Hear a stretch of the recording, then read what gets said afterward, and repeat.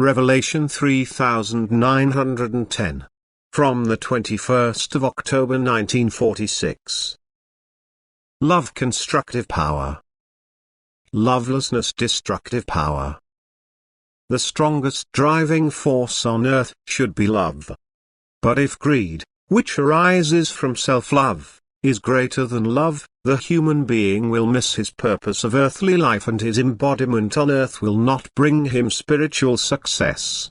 And therefore love, which is the sole purpose of his earthly life, cannot be preached to the human being seriously enough, for existence as a human being is only a short phase in the spiritual's ascent development which, however, can also ruin the infinitely long time of development beforehand if the human being, in freedom of will, does not make the divine law of love the fundamental principle of his earthly change.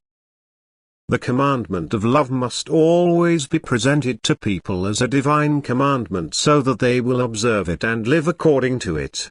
And so if it is disregarded, the human being acts contrary to divine order, and this always has a clearly recognizable effect.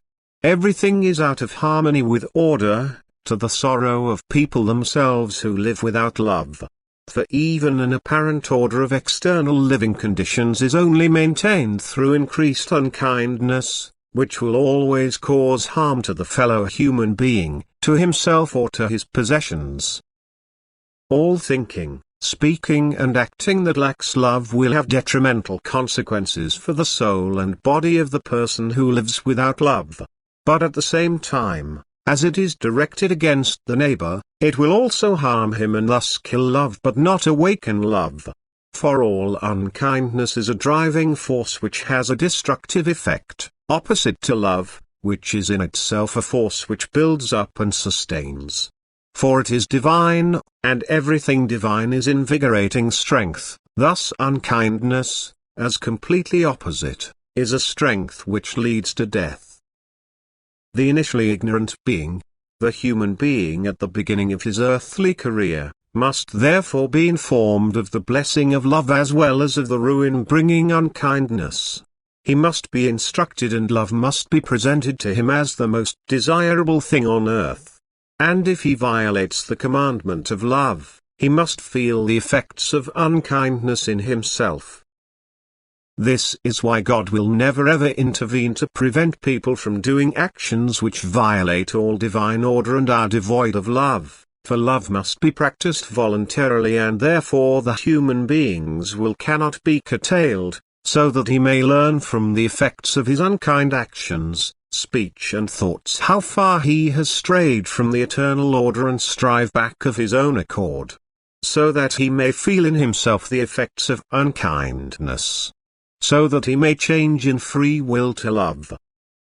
And therefore the destructive effect is not weakened by God either, and therefore there can only be a state of greatest hardship and physical distress on earth if love has dwindled amongst people.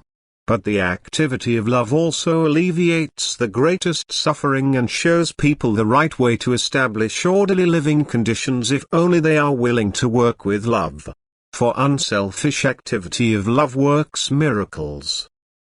And where heartlessness has caused destruction on the greatest scale, activity of love can create complete compensation, and people will live in order who make the eternal law of love their fundamental principle, as it is God's will.